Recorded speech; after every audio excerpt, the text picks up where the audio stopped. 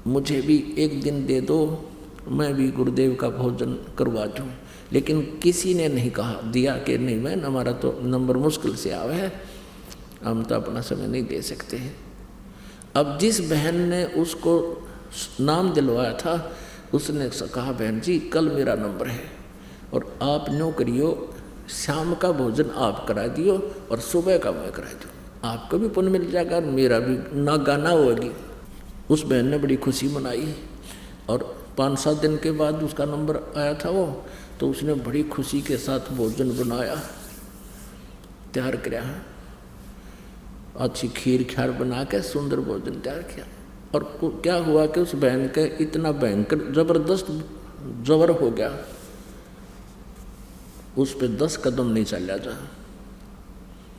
अब उस बहन ने सोची कि भगवान देख मेरी किसी माड़ी किस्मत, आज मुश्किल से तो नंबर मिला और शाम का समय हो गया और सभी बहन चली गई होंगी। अब मैं और ये भोजन क्योंकि मेरा जिम्मा ला रखी औरों ने बनाया नहीं होगा और गुरुदेव आज भूखे सोएंगे, मैं जा नहीं सकती। लड़का मेरा निकम्मा, वो कहे कि मानने को नहीं। इतने में क्या हुआ, वो लड़का आ गया। उसने अपने बेटे से कहा बेटा मेरा एक काम कर दे तू। क्या कि मेरा ये मैंने भोजन बनाया है मेरे गुरुदेव के लिए और बेटा मेरा देख बुखार बहुत जोर का हो गया, मैं चल नहीं सकती। लड़के ने अपनी माँ का हाथ देखा कि सचमुच माता जी बहुत जोर है आपके थे, तो बेटा ये भोजन तू वहाँ दिया आश्रम में। लड़का बोला मैं ना जाऊँ वहाँ पर, चक्कर के था। वो लड़का तो वैसे तो निकम्मा था, वो लड़का चोरी करने लग गया एक गिरोह के साथ, उसके साथियों के साथ। और उस दिन रात्रि में उन्होंने राजा के घर चोरी करने की ठान ली। उन्हें ये अपने आप मियाँ मिट्ठू बने वो कि अभी राजा रानियाँ के हार कोई लाख रुपए के होते, 1-1 लाख रुपए के होते, और एक हार भी हाथ लग गया ना बस जीवन पीड़ा पार हो जाए। इस उद्देश्य से उन्होंने रात्रि में राजा का चोरी करने का प्रोग्राम बना लिया और सभी ने रात के 12 बजे एक मंदिर था बाहर सी जंगल में, वहाँ इकट्ठा होने का निश्चय ले लिया। अब शाम के 8 बज रहे, लड़के ने सोचा 2 किलोमीटर जाऊंगा आऊँगा, 2 घंटे मेरे लगेंगे, यहाँ कहीं मैं लेट ना हो जाऊं और वो चोरी करने जावांगे वो माल मेरे हाथ ना लगे, वंचित ना रह जाऊं। कहने लगा माता जी मेरे बस का को नहीं। और 2-4 और करड़ी सुनाई कि तू वहाँ सत्संग में जाती है ना, जनता पता नहीं क्या क्या कहते हैं लोग गांव के, मैंने बहुत कुछ सुनना पड़ता आपके बारे में,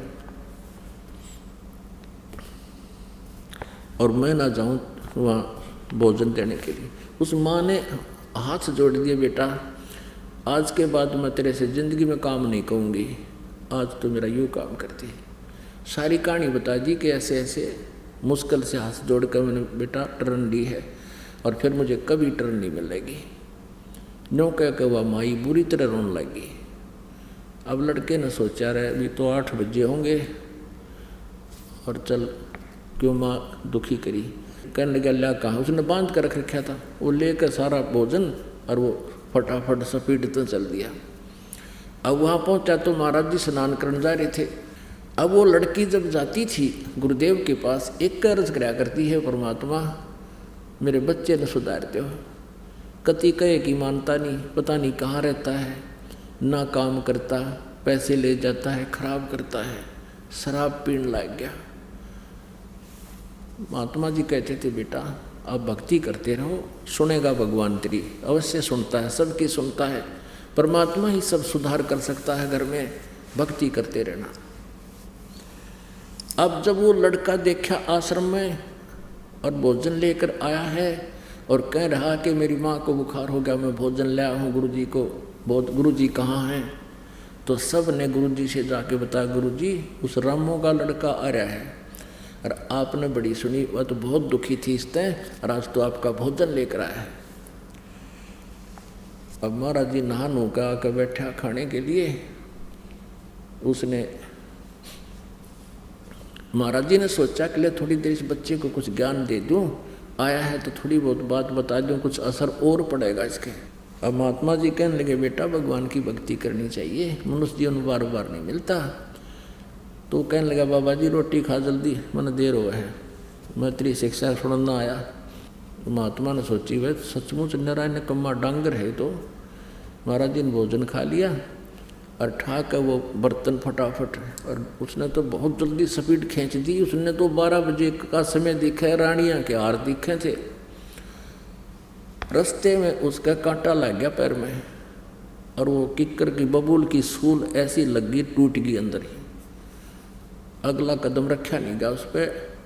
घर पर पहुंचा तो लंग करता हुआ कहीं कहीं पैर टेक रहा है, और आकर वो बर्तन पटक कर मारे अपनी माँ के पास कि गया था तेरे सत्संग में, तेरे गुरुजी के दर्शन करे, आज मेरा कांटा लग गया, आज तने जान दूँ निकल, और ना मैं कदे जाऊँ हैं, और तू तो ऐसी बात बनाया करती, मेरे गुरुजी ऐसे हैं ऐसे हैं।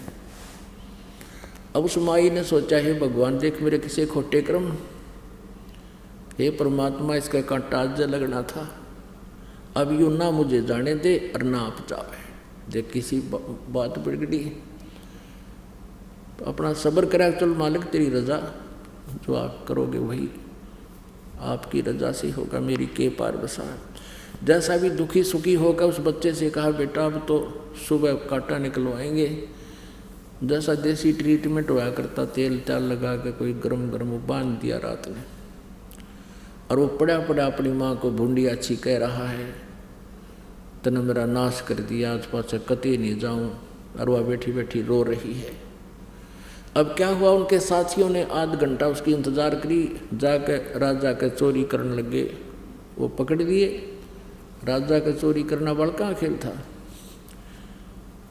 वो पकड़ लिए। तो महामंत्रियों ने सलाह दी राजा को कि हे भगवान ये इतने खूंखार अपराधी जब राजा को भी नहीं बख्शते, आम नागरिक को क्या समझेंगे, इनको कड़ी से कड़ी सजा दी जाए। राजा ने कह दिया कल शाम को 4 बजे, वो रात में पकड़े थे, आज शाम को 4 बजे उनको सूली चढ़ा दो, सूली पर तोड़ दो।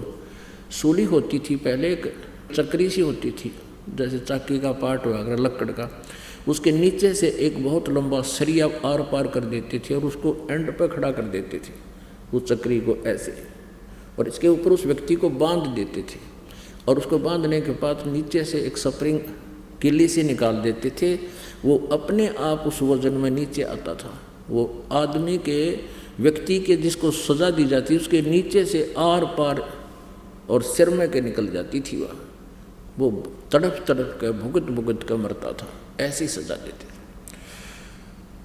और जनता को और भयभीत करने के लिए कोई और भी कोई सिर ना उठा रहा हो चोर, तो पूरे नगर में घुमा दिए उनके काले मुंह करके हैं, और यहाँ पर लगा दिए पंपलेट और लिख दिया मैं चोर हूँ, मैं चोर राजा के घर चोरी करता था। और उनसे पुलिस साथ साथ और एक विशेष प्रकार का कोई बैंड बाजा करता था, और जनता को पता लग जाता था कि आज किसी को भयंकर सजा दी जाएगी, और उसको सब जगह घुमाया जाता था। तो सभी देखने के लिए अपने घरों के बाहर खड़े हो जाते थे नागरिक। तो उस माँ ने सुबह उसका कांटा निकलवा दिया, पीड़ा में आराम हो गया था लड़के का। तो दोनों माँ बेटा बाहर आ गए कि आज किसको सजा मिलेगी। अब वो आए उसके मित्र, साथ में पुलिस वाले उनके गट्टियाँ में मारे लठे, और उनसे कहें कि बोलो तुमने क्या जुर्म किया था। वो कह रहे हम चोर हैं, रात को राजा के घर चोरी करने गए थे, कोई सुनता हो तो चोरी मत करना, आज हम 4 बजे सूली तोड़े जाएंगे, हमने बहुत अपराध किया। अब उस लड़के का कलेजा धड़का, अकरे तेरा गजब भइयो, आज मेरी भी मौत थी। अब वो आगे को चले गए, माँ अपने काम लग गई। उसने जाकर अपनी माँ के सीने से लग गया और बुरी तरह रोए। माँ ने कहा बेटा क्या हो गया, अब तो कांटा भी तेरा नहीं दर्द कर रहा। वो कहने लगा माँ धन्य है तेरे गुरुजी और धन्य है तेरी आत्मा, आज तूने अपने बेटे की जान बचा दी। आज तेरा बेटा माता सूली टूटा हो, और मेरी माँ फिर क्यों कर जीवा हो, मतलब उसका फिर ये याद आती है, हे माँ मेरा पिता नहीं था, मेरे को आज सूली टूट जाना था, मेरी मृत्यु हो जानी थी, और आप कैसे जीवित रहती। अब वो नौका है कि बेटा तेरे को सूली कैसे टूट जाती, मेरा बेटा कौन सा चोर है। हाँ माँ मैं चोर भी हो गया था। तो वो कहने लगी रे नकम्मे, मैं तेने सोचूं थी तू शराब का ऐप भी है, तू चोर भी हो गया था। हाँ माँ मैं कति दुष्ट हो गया था, और अब मैं तेरे गुरु जी के पास चलूँगा और नाम लूँगा। मैं माँ के साथ बहुत बुरी तरह रो रहा है। माँ लेगी, उसने गुरु जी के चरणों में डाला, ये भगवान आज आपने मेरा बेटा बचा दिया, सारी कहानी बताई। तो परमात्मा कहते हैं संत शरण में आने से आई टले बला, और जय माथे में सूड़ी हो, जो भाग्य में सूड़ी हो वह कट्टी में टल जाए। बोलो सतगुरुदेव सत साहिब परम पिता।